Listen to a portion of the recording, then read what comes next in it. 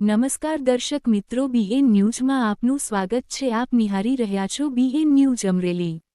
ધારી તાલુકાના દુધાળા ગામે સમસ્ત ખેડૂતોએ ભેગા થઈને ખેડૂતનું દેવું માફ કરવા માટે પત્ર લખ્યો। ધારી તાલુકાના દુધાળા ગામના ખેડૂતો ગત રોજ સરદાર જયંતિ નિમિત્તે 300 કરતાં પણ વધારે ખેડૂતો સરદાર સાહેબના સ્ટેચ્યુ પાસે ભેગા થયા હતા। તમામ ખેડૂતોએ મુખ્યમંત્રીને એક આવેદનપત્ર પાઠવ્યું છે, જેમાં મુખ્ય માગણી કમોસમી વરસાદને કારણે થયેલ નુકસાનીની બાબત માટે સરકાર દ્વારા રચાયેલ ડિજિટલ સર્વે બંધ કરાવીને ખેડૂતોના દેવા માફ કરવા માટે મુખ્ય માગણી કરી છે।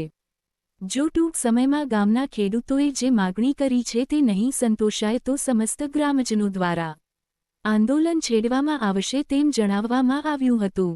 Reporter Sarfaraz Khokhar, BN news Amreli. ગામના 200 થી 250 ખેડૂતો ભેગા થઈ અને મુખ્યમંત્રીશ્રીને આવેદનપત્ર આપવા જઈ રહ્યા છીએ કે અમારું અતિવૃષ્ટિને કારણે બધું નુકસાન 100% નુકસાન થયું છે, એટલે સર્વે કરવાના પેતરા મૂકી અને ખેડૂતોને પૂરેપૂરું દેવું માફ થાય, પાક ધિરાણ એ બદલ અમે બધા આવેદનપત્ર આપી રહ્યા છીએ। ખેડૂતોનું દેવું માફ કરો, ખેડૂતોનું દેવું માફ કરો।